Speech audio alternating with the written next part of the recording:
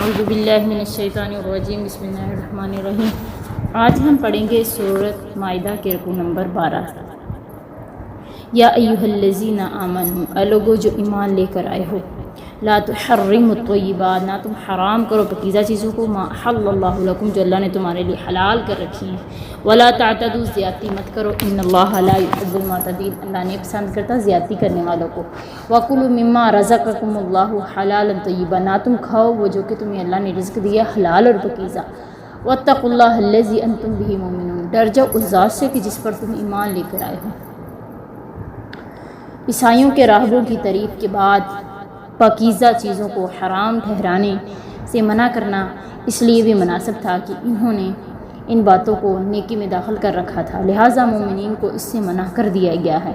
حضرت جابر بن عبداللہ بیان کرتے ہیں کہ نعمان بن کوکل نبی صلی اللہ علیہ وسلم کے پاس آئے اور کہا کہ اے اللہ کے رسول، آپ کا کیا خیال ہے کہ اگر میں فرض نمازیں پڑھوں، حرام چیزوں کو حرام جانوروں اور حلال چیزوں کو حلال جانوروں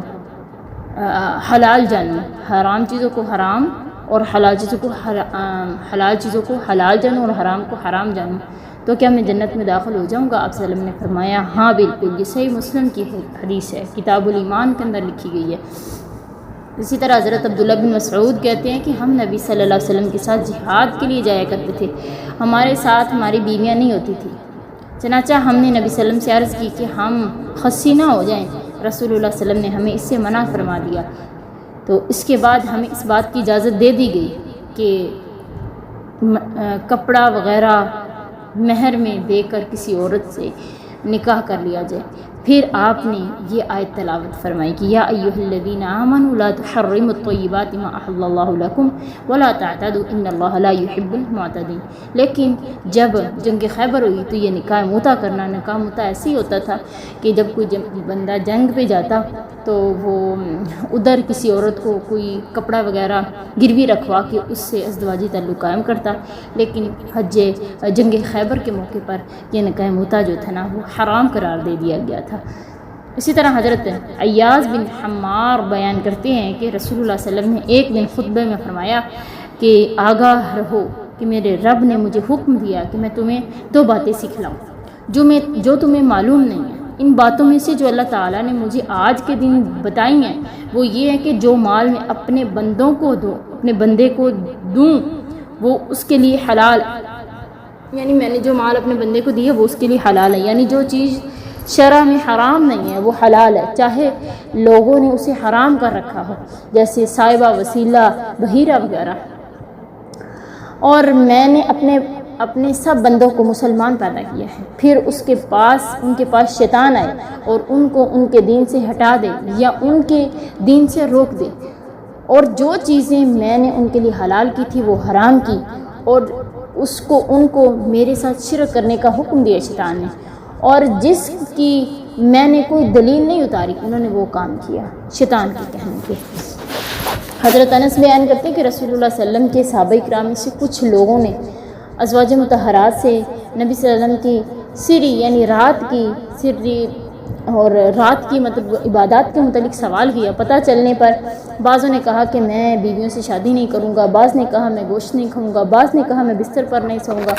جب نبی صلی اللہ علیہ وسلم کو یہ سب معلوم ہوا تو آپ نے حمد و ثنا کے بعد فرمایا ان لوگوں کا کیا حال ہے جو یہ باتیں کرتے ہیں، حالانکہ میں رات کو قیام بھی کرتا ہوں اور سوتا بھی ہوں، روزہ بھی رکھتا ہوں اور روزہ چھوڑتا بھی ہوں، عورتوں سے شادی بھی کرتا ہوں، لہٰذا جو شخص میری سنت سے اعراض کرے گا وہ مجھ سے نہیں ہے۔ کیا فرمایا؟ النکاح سنتی ومن راغب عن سنتی فلیس منی۔ تو حضرت ابو درداء بیان کرتے ہیں کہ رسول اللہ صلی اللہ علیہ وسلم نے فرمایا جو چیز اللہ تعالیٰ نے کتاب میں حلال کر دی ہے وہ حلال ہے، اور جو چیز اللہ تعالیٰ نے قرآن میں حرام کر دی ہے وہ حرام ہے، اور جس چیز سے اللہ تعالیٰ نے خاموشی اختیار کی وہ عافیت ہے، لہٰذا تم اللہ تعالیٰ کی دی ہوئی عافیت قبول کر لو کیونکہ اللہ بھولتا نہیں ہے۔ پھر آپ نے یہ والی آیت تلاوت فرمائی۔ حضرت سعد بن ابی وقاص بیان کرتے ہیں کہ رسول اللہ صلی اللہ علیہ وسلم نے فرمایا مسلمانوں میں جرم کے لحاظ سے سب سے بڑا مجرم وہ ہے جو کسی ایسی چیز کے متعلق سوال کرے جو حرام نہیں کی گئی تھی لیکن اس کے سوال کرنے کے باعث حرام کر دی گئی، وہ مجرم انسان ہے۔ حضرت عبادہ بن صامت کہتے ہیں کہ نبی صلی اللہ علیہ وسلم نے فرمایا میری امت کا ایک گروہ شراب پیے گا اور وہ اس کا نام تبدیل کر دے گا. لہٰذا دیکھنا چاہیے کہ ہم کہیں ایسے تو نہیں ہیں، ان لوگوں میں تو ہم شامل نہیں ہو گئے. آگے اللہ تعالیٰ کہہ رہے ہیں لا یؤاخذکم اللہ باللغو فی ایمانکم، نہیں پکڑے گا اللہ تعالیٰ تمہیں تمہاری لغو قسموں کی وجہ سے، ولکن یؤاخذکم، لیکن وہ پکڑے گا تمہیں بما عقدتم الایمان، کہ تمہارے پختہ ارادوں کی وجہ سے، جو تم نے پختہ ارادے سے قسمیں کھائی اس کی وجہ سے پکڑے گا. فکفارتہ اطعام 10 مساکین من اوسط، پھر اس کا کفارہ ہے 10 مسکینوں کو کھانا کھلانا اپنی وسعت کے مطابق. ما تطعمون اہلیکم، جو تم کھلاتے ہو اپنے گھر والوں کو، او کسوتہم، یا انہیں پہناتے ہو کپڑے، او تحریر رقبہ، یا پھر گردن آزاد کروانے کا. فمن لم یجد فصیام 3 ایام، جو کوئی نہ پائے تو وہ 3 دن کے روزے رکھے. ذالک کفارۃ ایمانکم، یہ کفارہ تمہاری قسموں کا، اذا حلفتم، جب تم قسمیں اٹھاؤ. واحفظوا ایمانکم، تو تم اپنی قسموں کا کی حفاظت کرو. کذالک یبین اللہ لکم آیاتہ، اسی طرح اللہ بیان کرتا ہے تمہارے لیے اپنی نشانیاں. لعلکم تشکرون، تاکہ تم اللہ تعالیٰ کا شکر ادا کر سکو. اس مقام پر یہ دوسرا حکم ہے کہ اگر کوئی طیب اور پاکیزہ چیزیں چھوڑنے کی قسم کھا لے تو وہ کیا کرے. قسم کی 3 قسمیں ہیں، ٹھیک ہے، قسم کی 3 قسمیں. پہلے نمبر پر ہے لغو، غموس اور مقدہ. لغو وہ قسم ہے جو انسان بات بات میں عادتاً بغیر ارادہ اور نیت کے کھاتا رہتا ہے، اس پر کوئی مواخذہ نہیں ہے. اور غموس وہ جھوٹی قسم ہے جو انسان دھوکہ اور فریب دینے کے لیے کھائے. یہ کبیرہ گناہ ہے، بلکہ اکبر الکبائر ہے، لیکن اس پر کفارہ نہیں، معافی ہے. اور معقدہ وہ قسم ہے جو انسان اپنی بات میں تاکید اور پختگی کے لیے ارادتاً اور نیتاً کھائے، اور ایسی قسم اگر توڑے گا تو اس کا وہ کفارہ ادا کرے گا جو اس آیت میں بیان کیا گیا ہے. تینوں کاموں میں سے جو اسے اچھا لگے وہ کرے. پہلے نمبر پر 10 مسکینوں کو اپنی وسعت کے مطابق وہ کھانا کھلائے یا انہیں کپڑے پہنا دے، ٹھیک ہے. دوسرے نمبر پر کہ یا ایک غلام کو آزاد کر دے. تیسرے نمبر پر یا پھر یہ کرے کہ 3 دن کے وہ روزے رکھے. یہ 3 دن کے روزے خواہ پیدر پہ رکھے یا الگ الگ رکھے، دونوں طرح درست ہیں. حضرت عائشہ بیان کرتی ہیں کہ قرآن میں یہ آیت کہ لا یؤاخذکم اللہ باللغو فی ایمانکم ایسے آدمی کے بارے میں اتری جو بات بات پر بغیر ارادے قسم کے، یعنی کہ بغیر ارادہ قسم کھاتا ہے. کہتا ہے اللہ کی قسم، کیوں نہیں اللہ کی قسم، تو یہ اس کے لیے اتری ہے. حضرت عبداللہ بن عمر بیان کرتے ہیں کہ رسول اللہ صلی اللہ علیہ وسلم نے فرمایا جو شخص قسم کھائے وہ اللہ کی قسم کھائے وگرنہ وہ خاموش رہے. اسی طرح حضرت عبداللہ بن عمر بیان کرتے ہیں کہ رسول اللہ صلی اللہ علیہ وسلم نے فرمایا جس نے غیر اللہ کی قسم کھائی اس نے شرک کیا. حضرت ابی موسیٰ اشعری بیان کرتے ہیں کہ رسول اللہ صلی اللہ علیہ وسلم نے فرمایا اللہ کی قسم، اللہ تعالیٰ نے چاہا تو میں اللہ تعالیٰ نے چاہا تو کبھی اگر وہ قسم کھا لوں گا اور اس کے سوا کوئی دوسری چیز میں بھلائی دیکھوں تو وہی کروں گا جس میں بھلائی، اور قسم توڑ کر اس کا کفارہ ادا کروں گا. کہ نبی صلی اللہ علیہ وسلم نے اللہ کی قسم اٹھا کے، یعنی اگر بندہ اللہ کی قسم اٹھا لیتا ہے اس کے بعد اگر اسے پتہ چلتا ہے کہ وہ اب جس وجہ سے اس نے قسم اٹھائی تھی وہ ٹھیک کام نہیں ہے تو وہ کیا کرے، اپنی قسم کو توڑے اور اس کا کفارہ ادا کر دے. ٹھیک ہے. اللہ تعالیٰ کہتے ہیں اپنی قسموں کی حفاظت کرو، یعنی کہ حتی المقدور قسم کھانے سے پرہیز کرو، لیکن قسم کھا لو اور پھر اسے توڑ دو تو اس کا کفارہ ادا کرو. ہاں اگر وہ قسم کوئی ناجائز کام کرنے کی ہے تو وہ ہرگز پوری نہ کرے بلکہ اسے توڑ دے اور اس کا کفارہ دے، جو کہ اس کا کفارہ قرآن میں ذکر کیا گیا ہے. اسی طرح حضرت ابی ہریرہ کہتے ہیں کہ رسول اللہ صلی اللہ علیہ وسلم نے فرمایا اپنے باپوں کی قسم نہ کھاؤ، نہ اپنی ماؤں کی قسمیں کھاؤ اور نہ اپنے شریکوں کی قسمیں کھاؤ، اللہ کے علاوہ کسی کی قسم نہ کھاؤ. اللہ کی قسم بھی نہ کھاؤ مگر اس حال میں کہ تم سچے ہو، جھوٹی قسم نہیں کھانی. حضرت عبداللہ بن عمر کہتے ہیں کہ نبی صلی اللہ علیہ وسلم نے فرمایا کہ کبیرہ گناہ یہ ہے کہ اللہ تعالیٰ کے ساتھ شرک کرنا، ماں باپ کی نافرمانی کرنا اور کسی شخص کو قتل کرنا، اور چوتھے نمبر پر آتا ہے کہ جھوٹی قسم کھانا. تو جھوٹی قسم کھانا کبیرہ گناہوں کے اندر شامل ہے.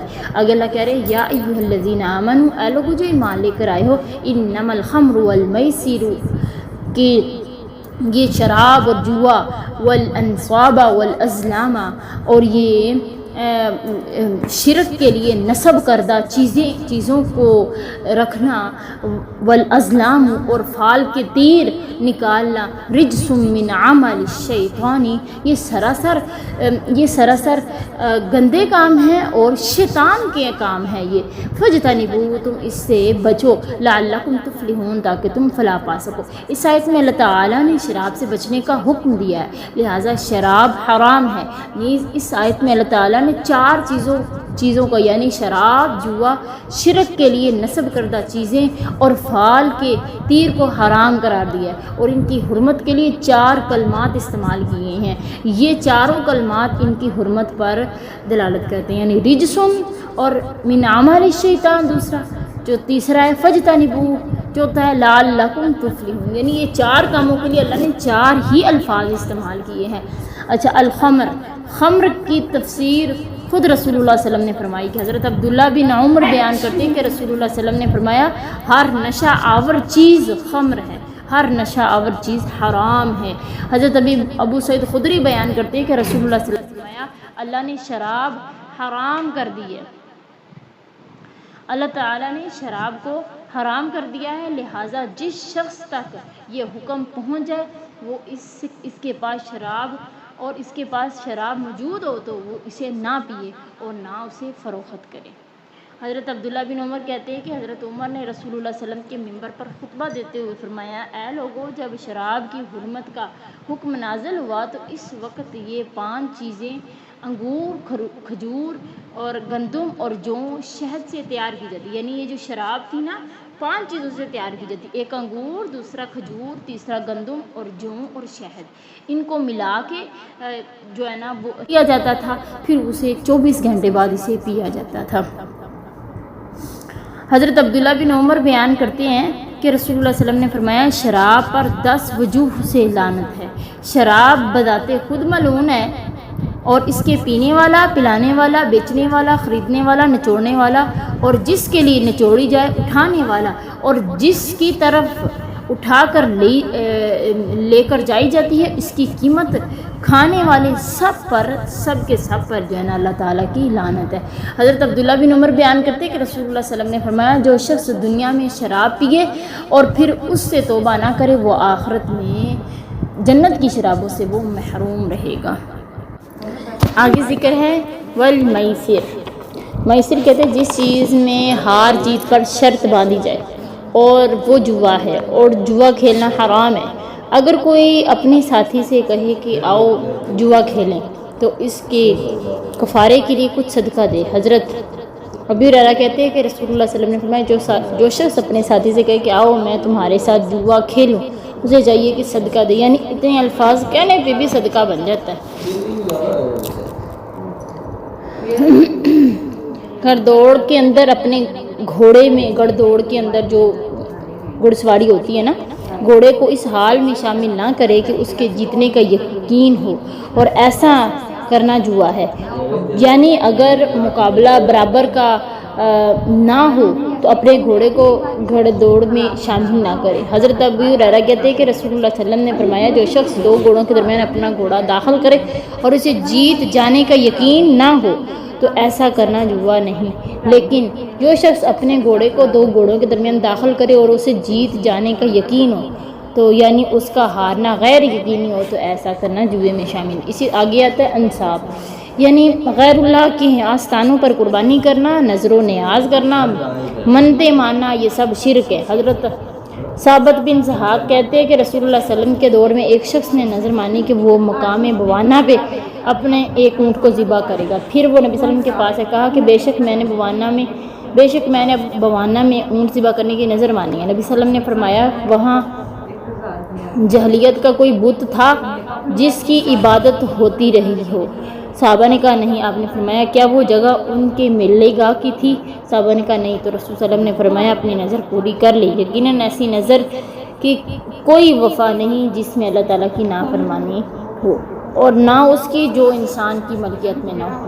آگے والازلام، کفار مکہ کا یہ قاعدہ تھا کہ جب وہ کسی کام کے کرنے کا ارادہ کرتے تو تیروں کے ذریعے فال نکال کر معلوم کرتے تھے، اور وہ کام ان کے لیے مناسب ہے یا نہیں۔ اللہ تعالیٰ نے فال نکالنے کو بھی حرام قرار دیا۔ فال سے آئندہ کی خبریں معلوم کرنا صرف وہم ہے، حقیقت کچھ نہیں ہے۔ آئندہ کی خبریں صرف اور صرف اللہ جانتا ہے، کوئی اور نہیں جانتا۔ آگے اللہ کہتے ہیں انما یرید الشیطان ان یوقع بینکم العداوۃ والبغضاء، شیطان کا ارادہ ہے کہ وہ ڈال دے تمہارے درمیان دشمنی اور بغض، شراب کے ذریعے اور جوئے کے ذریعے، ویصدکم، روکتا تمہیں اللہ کے ذکر سے اور نماز سے۔ فہل انتم منتہون، کیا تم باز آتے ہو اس بات سے؟ اطیعوا اللہ واطیعوا الرسول فاحذروا، اللہ اور اس کے رسول کی اطاعت کرو اور ڈر جاؤ۔ فَإِن تَوَلَّيْتُمْ، اگر تم پھر جاؤ تو فَاعْلَمُوا، جان لو، انما علی رسولنا البلاغ المبین، ہمارے پیغمبر پر صرف پہنچا دینا ہے۔ یہ شراب اور جوئے کے مزید معاشرتی اور دینی نقصانات ہیں کہ شیطان ان دونوں کے ذریعے تمہارے دلوں میں عداوت اور بغض ڈلوانا چاہتا ہے۔ شیطان یہ بھی چاہتا ہے کہ تمہیں اللہ تعالیٰ کے ذکر اور نماز سے روک دے۔ اللہ تعالیٰ کے ذکر میں نماز بھی شامل ہے اور اس کے باوجود نماز کا علیحدہ ذکر کی اہمیت کی طرف اشارہ کیا گیا ہے۔ آگے اللہ کہہ رہے لیسا علی الذین آمنوا، نہیں ہے کوئی گناہ ان لوگوں پر جو ایمان لے کر نیک عمل کیا، جناحن کوئی گناہ، تعیموا کہ کوئی گناہ نہیں جو وہ کھا چکے ہیں، اذا متقوا جب وہ متقی بن جائیں، وآمنوا اور ایمان لے آئیں اور نیک اعمال کریں، ثم اتقوا واحسنوا پھر وہ متقی بنے اور ایمان لے آئیں، ثم اتقوا واحسنوا پھر وہ متقی بنے اور نیکی کرنا شروع کر دیں۔ اللہ تعالیٰ پسند کرنے والا ہے نیکی کرنے والے کو۔ حرمت شراب کے بعد بعض صحابہ کے ذہن میں یہ بات آئی کہ ہمارے کئی ساتھی جنگوں میں شہید یا ویسے ہی فوت ہو گئے ہیں جبکہ وہ شراب پیتے رہے ہیں، تو اس آیت میں اس شبہ کا ازالہ کر دیا گیا کہ ان کا خاتمہ ایمان اور تقوی ہی پر ہوا ہے، کیونکہ شراب ان کے اس وقت حرام نہیں ہوئی تھی۔ حضرت انس کہتے ہیں کہ جس دن شراب کی حرمت کا حکم نازل ہوا نا، تو حضرت ابو طلحہ کہتے ہیں کہ حضرت ابو طلحہ کے گھر میں ساقی کے فرائض سر انجام دے رہا تھا۔ حضرت انس کہتے ہیں ان دنوں کچی پکی کھجوروں کی شراب استعمال ہوا کرتی تھی۔ رسول اللہ صلی اللہ علیہ وسلم کے حکم سے ایک شخص اعلان کر رہا تھا کہ شراب کو حرام قرار دے دیا ہے۔ ابو طلحہ نے مجھ سے کہا کہ جاؤ اس شراب کو بہا دو، چنانچہ میں نے اسے بہا دی اور مدینے کی گلیوں میں شراب بہنے لگی۔ بعضوں نے کہا کہ فلاں فلاں اشخاص جو فوت ہو گئے ان کے پیٹوں میں تو شراب تھی، سو اس کے جواب میں اللہ تعالیٰ نے یہ والی آیت نازل کر